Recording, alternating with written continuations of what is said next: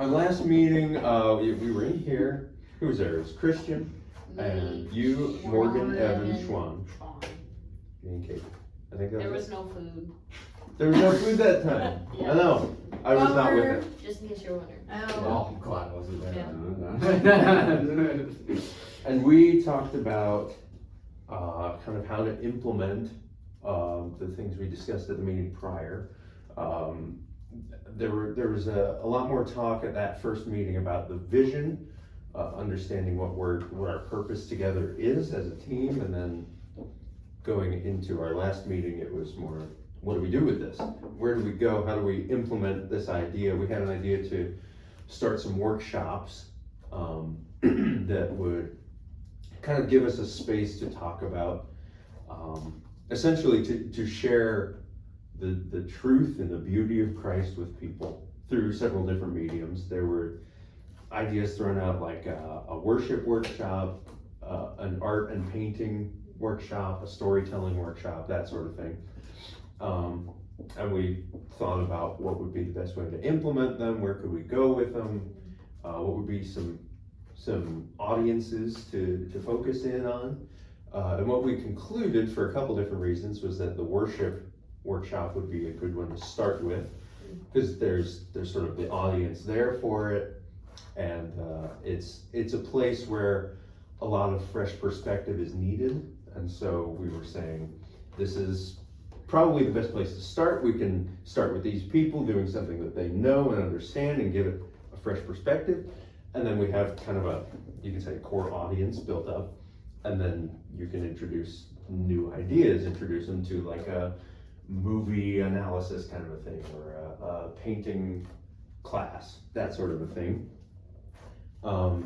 So that was where we kind of left off, and it was decided that at the beginning of the year we were going to start doing these workshops. I was going to get in touch with some people, get the ball rolling, and see what happens with it. It was all pretty nicely structured, but something was just not quite there for me.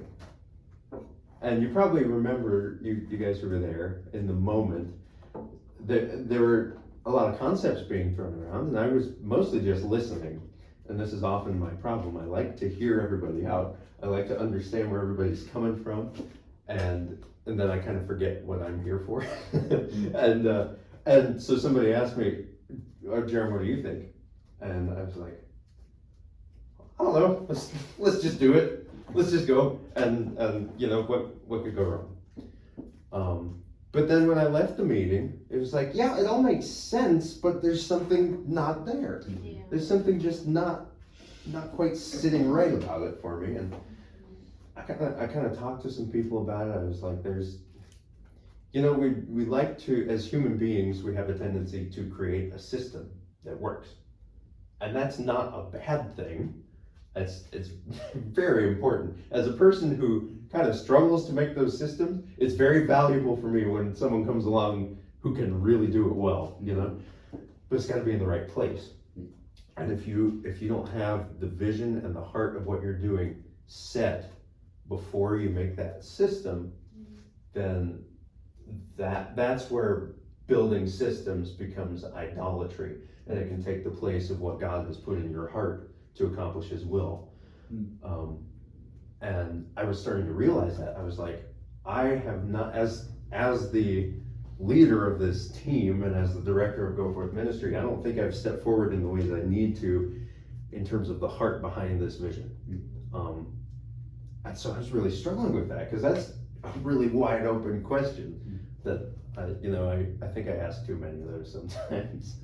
But I was talking to some people, and I heard several people basically say the same things, give me the same advice on this. And Wendell put it really well. He was like, well, you know what you should do, Jaron, is you're supposed to implement these workshops at the beginning of the year. What you should do is just don't do that, and then go do something else. And then tell your team what you're doing. I was like, oh, Okay. I guess I could do that. Another person said it like, Jaron, I think God has put everything you need in your heart in order to achieve his will with Go Forth Ministry. It's there. And I think the team is there for a purpose, but you need to just step into it and start building it with what he's given you so that that team can come around you and help support however you need or however they're capable. Yeah, so I started just praying more about that. It was like, and I've, over the last 2 years, this whole time with Go Forth, I've just been praying this a lot. It's like, God, I'll go anywhere you want me to go. Just tell me where to go. Just tell me where to go. I don't care what it costs me. I'm willing, I'm ready. Just tell me. In October of 2022, God told me, I was praying this and he said the words, go there and find me. I was like, okay, go where? And then he said, you decide. I was like, how twisted is this? What do you mean I decide? You're the one who has all the answers, you know, that's sort of our idea of God we get sometimes. It's just this all-knowing being who can just impart the answers to us and then our lives are worry-free. And that's not how he does things, is it? Sometimes he, just the unknown aspect really proves our faith, I think. Shows how willing we are to say yes to him. And also, in another way, you know, that how I was talking about, he put that thing in our heart.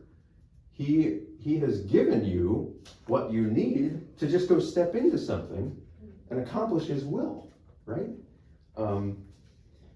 And so long as you're doing it in partnership with him, you can just about go anywhere. I think that's what God was telling me.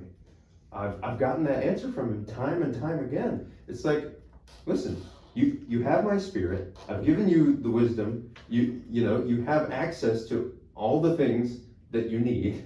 You're right here with me. So just go do something. Just go. And then I can come behind and bless it. Just like I asked Abraham to walk before me into the land I promised. And I came behind him and blessed him. Okay, so Matthew chapter 13, starting verse 3. This is where Jesus is starting the parable, and we all know this one. A farmer went out to sow his seed. As he was scattering the seed, some fell along the path, and the birds came and ate it up. Some fell on the rocky places where it did not have much soil. It sprang up quickly because the soil was shallow, but then when the sun came up, the plants were scorched and they withered because they had no root. Other seeds fell among thorns, which grew up and choked the plants. Still others fell on good soil, where it produced a crop, 100 or 60 or 30 times what was sown. Whoever has ears, let them hear. So, you know, we all know this, and then later Jesus goes on to explain kind of an interpretation of the parable. He's talking about, you know, it's sort of an inconsistent interpretation where he's saying, in some cases you're the seed, in some cases you're the soil, or a combination of both. It's like, you know, there are a lot of things that could be taken from these words. They're very valuable words. But what God was showing me specifically was that, you know, we've been talking a lot about making disciples in this team. He was showing me that I'm supposed to be like the sower in this parable. He has called me to be a sower.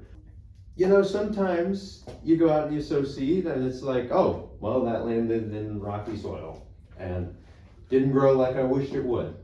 That's okay. I guess that's not where God's blessing was. I'll go sow some seeds over here. And this farmer sows seeds in 4 different places before he recognizes a fruitful crop from it. I was kind of praying this again, like, God, just tell me where to go. And every time, you know, I get the same stinking answer. It's like, yeah, you know, you just go decide. Why don't you just pick something already? Well, he must be pretty patient with me because he keeps saying the exact same thing over and over again. You know, and I was reminded of phrases that we used in these meetings in the past. I've talked about this idea where we're talking about Renaissance, you know, change in the arts and culture and everything. Quote from one preacher I like. He said, Renaissance is when gifted creative thinkers stop thinking and go ahead and do the unthinkable. I was like, well, there it is. I gotta go and do something. And so from that, I just had this honest place where I was like, okay, God, if I go and do this, I'm not gonna feel guilty for choosing the wrong thing, because that's too easy for me to do. Is think about, was that the right choice? I don't know if I said this right. I don't know if I'm picking the right thing. I don't know if you're gonna bless this or not. It's like that. That's not the point. The point is, you go scatter seed, and I do the rest. That's what God told me. And so I just started thinking, okay, what would I like to do? I'm good at acting. I enjoy acting. So I started thinking about doing theater. A few moments looking into that, and I got kind of discouraged. I was like, okay, maybe not that. It's quite the world.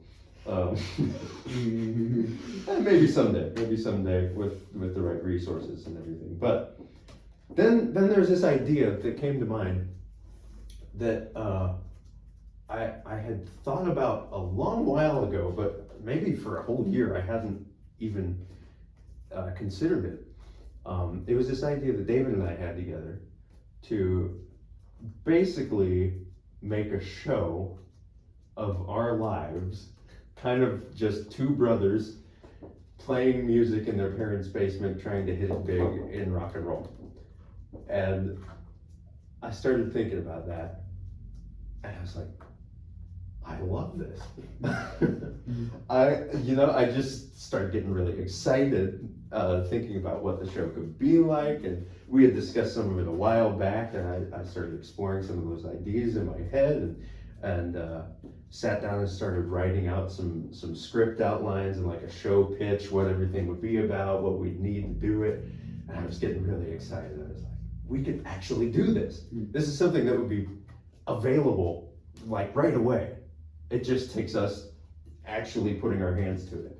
And I kind of stopped as I was doing all that and getting really excited. I stopped myself because I didn't want my passion and drive for something to get in the way of what God wants for me. So I just stopped and I prayed, God, is this what you want me to do? And then I remembered, go there and find me. Go where? You decide. Over and over and over. Go scatter seed. Okay, I'm not going to feel guilty about this. I'm just going to go do it. I'm going to do it as good as I can. I'm going to believe by faith that God's going to do what he needs to do through this. We've talked about what can be accomplished through arts, what is possible for reaching young people in that realm, how to disciple people. And I think these are conversations that we need to keep having together, to keep it at the front of our attention as we move forward. But they're not really action points so much as just a lifestyle, you know? You can do that in any sphere you step into. And again, I'm leaving that part up to God. What I'm supposed to do, go decide, go choose, make it happen. So I was like, okay, Lord, may you bless it. I'm gonna move forward with this. I'm just gonna do it. So next thing I did was I sat down with David and I talked to him. It was really good. I was talking to him about all these ideas, and I was like, yeah, so this could be something that, you know, is potentially funded by Go Forth Ministry. And then I started talking to him about kind of trying to justify the funding of this in my head. It was like, you know, there's some donors, and we got to tell them why the heck we're doing this, and you know, well, here's the justification for it, is that this is why it's really ministry, you know, just trust me. And David was like, yeah, well, you know, that's good, that's fine, but I'd be careful not to, how did he say it? He said, I'd be careful not to sacrifice a creative vision in the name of an agenda. Because that too often that kind of a mindset can stifle the creativity of a project. And you shouldn't do that. I was like, well, shoot, I was doing the very thing that I hate when it comes to Christian media. How they're all, you know, it's all about the agenda behind it, and it kind of turns into propaganda a lot of the time. where it's not about how good the art was, it's just being stifled by a message. And so David was right on with that. I was very glad that he said that to me when it needed to be said. But yeah, had a really good talk with him, and what we'd like to do is come up with some stories, probably come up with like 10, 20 scripts, and kind of do like a show pilot. But we both had a few ideas of who to talk to about some of this stuff, because we need a lot of people to make something like this happen. One of them was Randy Fath. Yeah, he has a barn, he built a whole studio, and he said he barely uses it anymore. So if we want to use it, he said, free of charge, you can use it. All the lighting and stuff would be ready for video. I was like, whoa, that's awesome. But right now what we're looking at is, yeah, we need a set built. We need some cameras and cameramen, which is not playing. we need a plane. Judah. Plane. We can film parts of it. The company jet. Yeah. We need a private jet. Props, musical equipment, probably someone to edit the videos. David and I might be able to do that ourselves. We've done a lot of it. But then another useful one would probably be like a social media coordinator, somebody who can promote this and post about it and all that kind of stuff. These are just some things off the top of my head, but yeah, and then simply by faith, we just go forward and do the best we can with this and believe that God will use the project to open up doors into the arts world from this missions place that we're in. We're just stepping through a door right now. That's basically what's happening. And from that position, hopefully we can make a really valuable connection. Who knows? I'm not gonna try and pin the tail on the donkey before God has said what's gonna happen. He told me to do this, I'm just gonna do this. Do you have a medium in mind? Medium, Probably like, so you're shooting videos. Yeah. Is this short form, long form, what platform? Yeah. Like, We talked about that. Yeah. It's probably gonna be, we'll probably just upload it to YouTube. Okay. Probably gonna be like 15 to 20 minute episodes, Okay. a little shorter than TV. Ideally, well, you know, David and I kind of been brainstorming about it, but we have some ideas. It's probably gonna end up somewhere between like reality show and sitcom style. That's on the longer end for YouTube, unless It it's is. like a video essay or something. So like. Yeah, it's a little longer for YouTube, but a little bit shorter for TV. You know, so it's kind of somewhere in between there. And yeah, there's a lot to explore with it. Yeah, we want to get together with a couple of friends to kind of brainstorm with the script and the writing and everything. We have a few people in mind who are quite genius with that stuff. And yeah, so that's kind of where that's going. I know that's kind of a left turn from what we've been talking about, but who knows? I think that the workshop idea is a good idea at the wrong time. I think that's what it is. I think we don't I've really seen the have, same vibe from that. yeah, I don't think we're in the Yeah. position to do it properly yet. Yeah. I think Yeah. perhaps down the road we will be. And if that opportunity comes up and it's the right time, we should do it. But yeah, right now, we're gonna get started doing what we can and what we can do well with. So, yeah. That's super dang. It makes sense to me. It's exciting. It's Yeah. strange and great. and very you. That's. Yeah. Yeah. Yeah. Yeah. I think that's Right. what fits about it. Is like Right. this is. Well, that's probably that's a good takeaway, is that I'm not trying to fit into some box. Right. You're taking the mandate to make this your own very seriously. Yes. Yeah. Yes. I I wouldn't want it any other way. I think the thing that keeps freaking me out is like everybody keeps talking about, not everybody, but the thought of like how to reach young people and how to reach Americans, like that whole thing. no one has a darn answer for it at this point. Correct. And every single thing that Jared has come up with or has chatted about, it's just like, well, how could that work? And I'm like, well, no, what am I even talking about? No one has any idea how to approach this. All the current approaches to this are wrong. They're not working. So it's obviously got to be something way outside of the box. It's surprising. Yeah. And you know the other thing I think about this? Fun recent statistic. I forget who got this data, but if you ask a young person between ages 18 and 25, just a random young person, what is their most sought after occupation, they will say, there's a 57% chance that they will say influencer. Say social media influencer. Yeah. Everyone wants to be, YouTuber. yeah, some kind of creative influencer. Minecraft streamer. Yeah. To me, that shows that we have a very unhealthy relationship with our culture. Yeah. You can stop the recording, Katie. I think that's about what.